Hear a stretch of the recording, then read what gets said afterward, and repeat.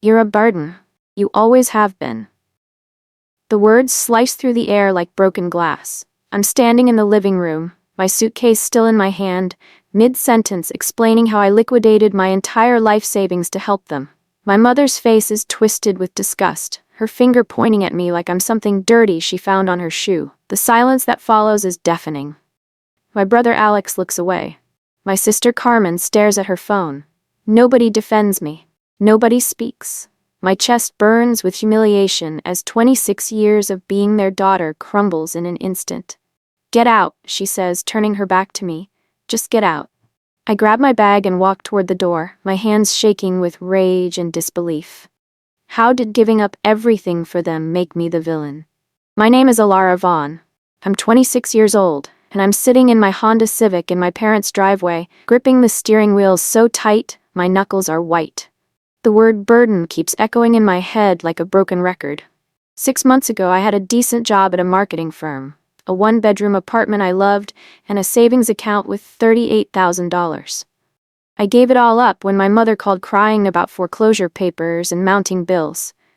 "Family helps family," she sobbed into the phone. "We need you, Elara. You're our only hope." So I came home to help. I moved back into my childhood bedroom. I handed over my savings. I thought I was being the good daughter, the responsible one. Instead, I became their burden. The worst part? I should have seen this coming. The call came on a Tuesday night in March. I was heating up leftover Chinese food when my phone rang. Mom's voice was shaky, desperate. "Elara, honey, I don't know what to do. Your father lost his job 3 months ago, and we're behind on everything. The mortgage, the credit cards, the car payments. They're threatening to take the house." I set down my chopsticks, my appetite gone. "How much do you need?" I asked, already doing math in my head. 20,000 would get us caught up, but I know that's a lot to ask. It was most of my savings, but these were my parents. My family. "I'll figure something out," I promised. "Thank you, baby. You've always been our miracle child." Her relief was so genuine, so grateful. I felt good about helping. I felt needed. I had no idea I was signing up to become their personal ATM. Quitting my job felt wrong from the moment I typed the resignation email. My boss, Patricia, tried to talk me out of it.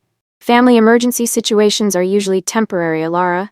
We can give you extended leave instead." But I'd already done the math. If I moved back home, I could cut my living expenses to almost nothing and help them more.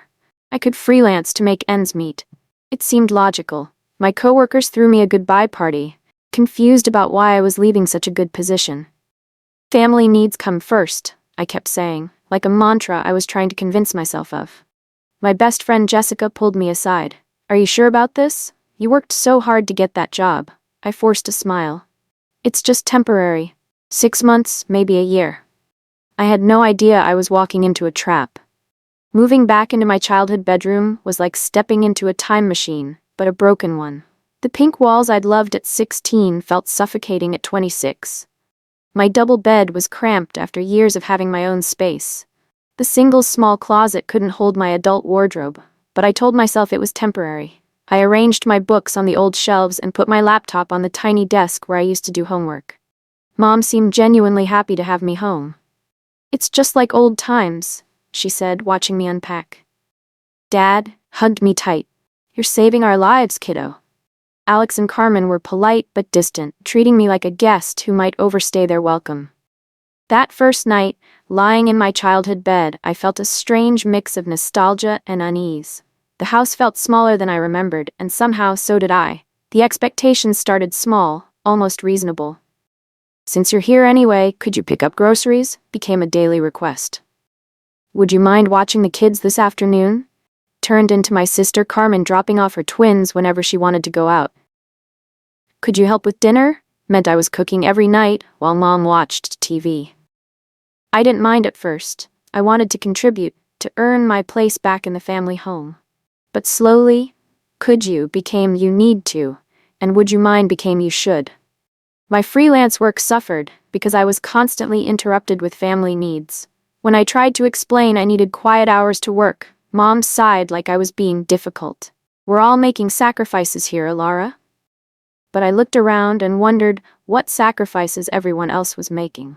The first public humiliation happened at Sunday dinner with extended family. Uncle Paul was telling everyone about Alex's new promotion at work, and Aunt Rita was gushing over Carmen's latest vacation photos. The conversation naturally turned to me. "So what's Elara up to these days?" Uncle Paul asked. "Oh, she's taking care of us," Mom said with a laugh that didn't reach her eyes. "She moved back home to help out. Lucky for us, right? She owes us after all those years of college tuition." The table chuckled. I forced a smile, but inside I felt like I'd been slapped. Owe them? I'd paid my own way through college with scholarships and student loans I was still paying off. Must be nice to have a free place to stay. Carmen added, "Some of us have to pay our own rent." The laughter got louder. I excused myself to get dessert and stood in the kitchen, hands trembling as I cut the pie. Late Thursday night, I heard Mom on the phone in the hallway outside my room. I wasn't trying to eavesdrop, but the walls in this old house were thin. "Well, at least she's finally useful for something," she was saying. 26 years old and living at home, but hey, free labor is free labor. I pressed my ear closer to the door. I know she gave us that money, but honestly, what else was she going to do with it? It's not like she was going anywhere in that little job of hers. My stomach dropped. There was a pause, then laughter. Lucky to be useful? That's exactly what she is.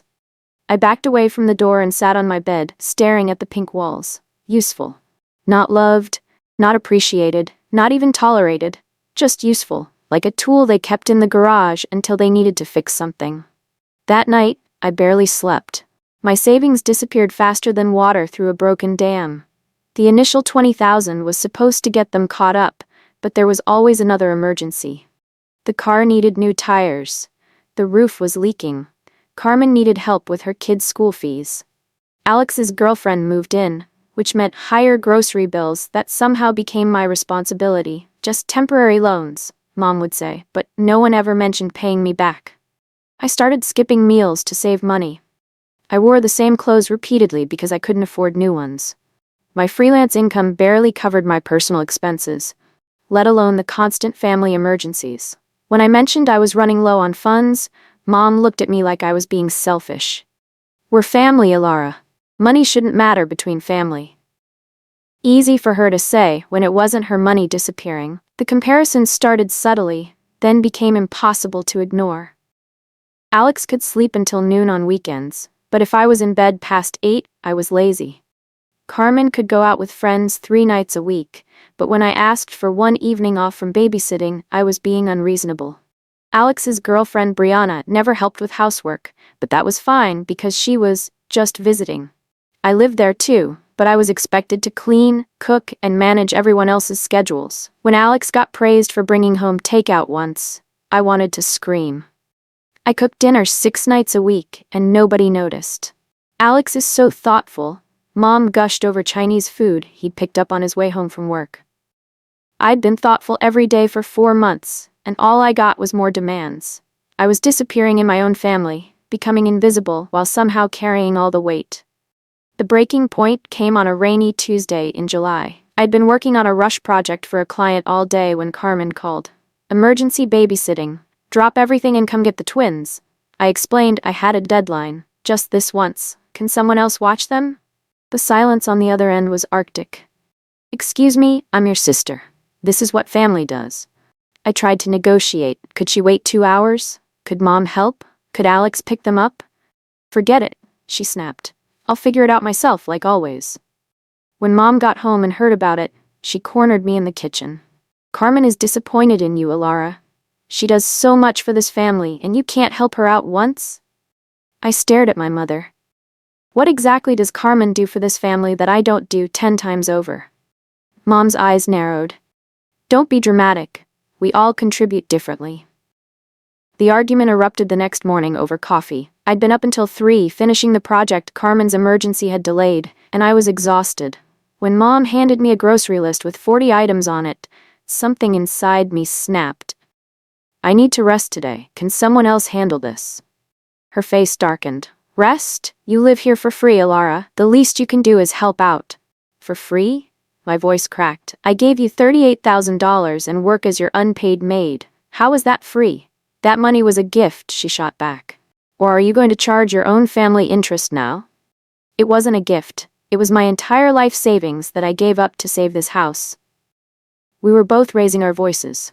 Alex appeared in the doorway, drawn by the commotion. What's all the shouting about?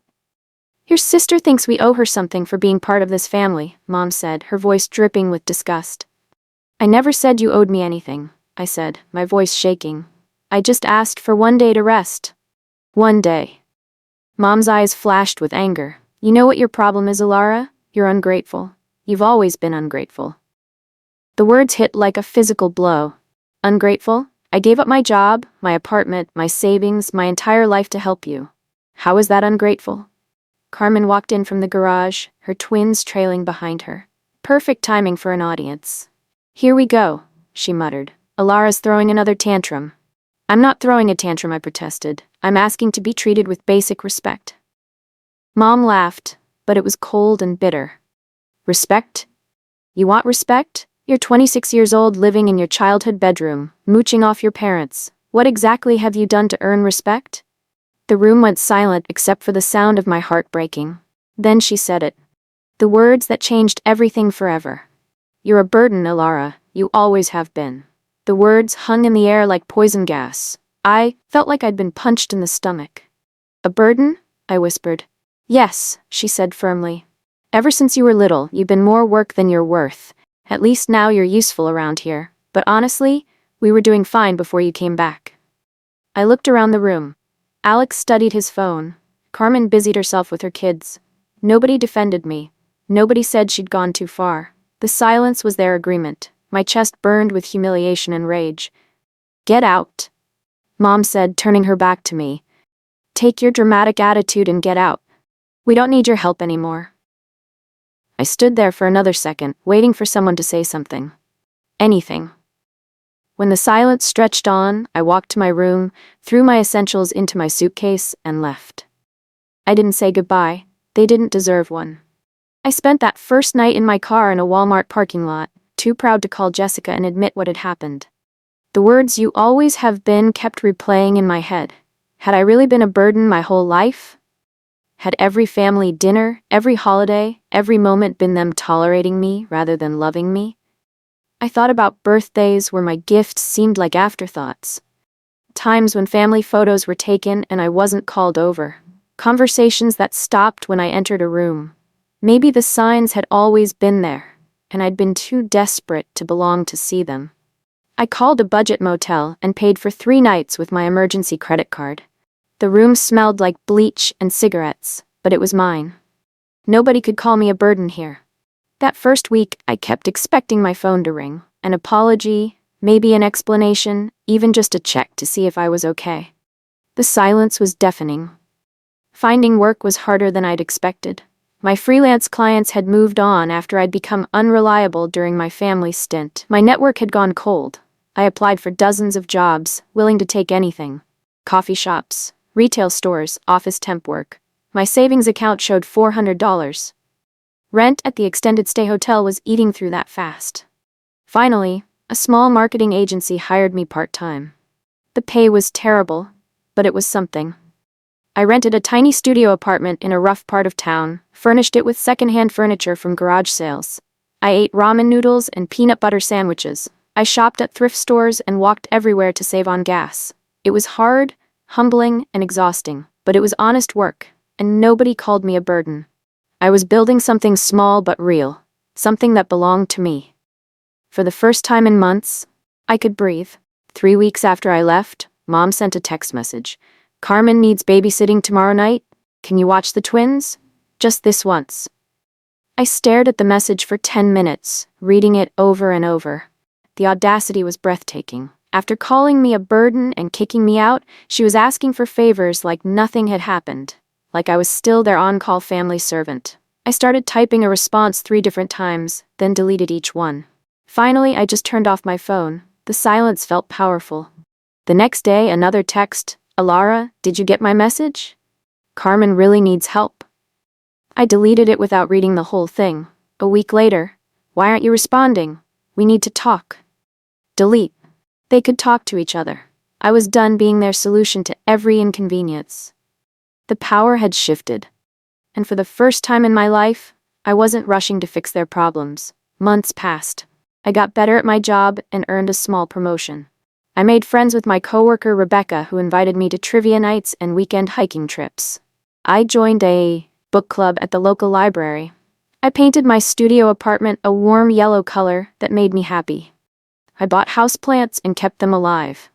I discovered I liked being alone with my thoughts, that silence wasn't something to be afraid of. I started saving money again, small amounts that added up slowly but surely. I bought myself birthday presents and Christmas gifts.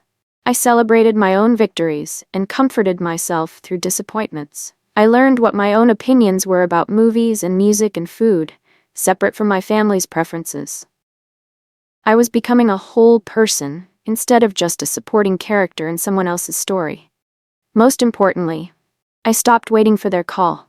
I stopped checking my phone hopefully, then feeling disappointed by silence.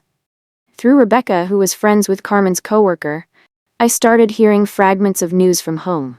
Dad's unemployment benefits had run out, and he still hadn't found steady work.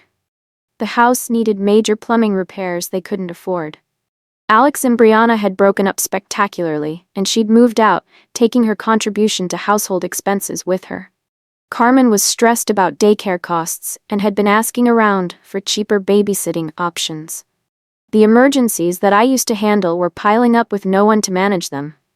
I felt a tiny flutter of satisfaction, followed immediately by guilt for feeling satisfied. They were still my family, even if they'd rejected me. But the flutter won. For 26 years I'd been told I wasn't contributing enough, wasn't useful enough, wasn't anything enough. Now they were discovering exactly how much I'd been holding together. Without their burden, everything was falling apart. The irony was almost poetic. The message came on a Thursday night in December, almost 6 months after I'd left. It was long, rambling, and started with, "I know you're probably angry, but please read this." Mom wrote about mistakes and misunderstandings. She said things had been hard since I left, that they missed having me around. She admitted she'd said hurtful things, but claimed she'd been stressed and didn't mean them. "You know how I get when I'm overwhelmed," she wrote. "Family should forgive family." The message ended with a request for a phone call to work things out. I read it 3 times, analyzing every word. It felt calculated, desperate. There was no real apology, just explanations and excuses. She missed having me around, not me specifically. She wanted to work things out, which meant returning to the old dynamic where I gave and they took. The words, "you know how I get," made my jaw clench. I knew exactly how she got, and I was done managing her emotions. The knock came on a Saturday morning in February, almost a year after I'd left. I was making coffee in my small kitchen, enjoying the quiet ritual, when 3 sharp knocks interrupted my peace. I wasn't expecting anyone. Rebecca was out of town, and my landlord always called first. I opened the door and froze. Mom stood in my hallway, looking smaller than I remembered. Her hair was grayer, her clothes were wrinkled, and she had dark circles under her eyes. She looked nervous, fidgety, like a woman who'd lost her usual confidence. "Hello, Elara." Her voice was quiet, uncertain. We stared at each other for a long moment. She seemed to be waiting for me to invite her in, to fall back into the role of accommodating daughter. I didn't move from the doorway. "What do you want?" I asked simply. No anger in my voice, no emotion at all, just a straightforward question that made her flinch. She wasn't used to me being direct. "Can I come in? We need to talk." She was asking permission instead of demanding entry. That was new. I stepped aside and let her into my small studio. She looked around with surprise, taking in my yellow walls, my thriving plants, my small but comfortable furniture. "This is nice," she said, and she seemed to mean it. "You've done well for yourself." I poured myself coffee and didn't offer her any. Old habits died hard, but I was working on it. She sat on my couch uninvited and launched into her prepared speech. "Things have been difficult since you left, really difficult. Dad still doesn't have steady work, and we're behind on everything again. The house needs so many repairs, and Carmen's going through a divorce, and Alex's." She paused, realizing I wasn't responding with sympathy or offers to help. "I know we had that fight before you left, and maybe I said some things I didn't mean. Maybe. Some things. The non-apologies were piling up like snow. You called me a burden, I said quietly, sitting in my armchair across from her. You said I always had been. Mom's face flushed. I was stressed, Elara. You know how I get when you're stressed, you tell your daughter she's worthless? I interrupted. When you're overwhelmed, you kick out the person who gave up everything to help you? She tried to backtrack. That's not what I meant. You know I love you. Do I? I asked. Because telling someone they're a burden doesn't sound like love. Calling them more work than they're worth doesn't sound like love. Having your whole family stand there silently while you destroy them doesn't sound like love either. She started crying then, small helpless tears that would have worked on the old me. The old me would have rushed to comfort her, to take back my words, to make everything okay. This new me just watched and waited. Please, Elara. We need you. I need you.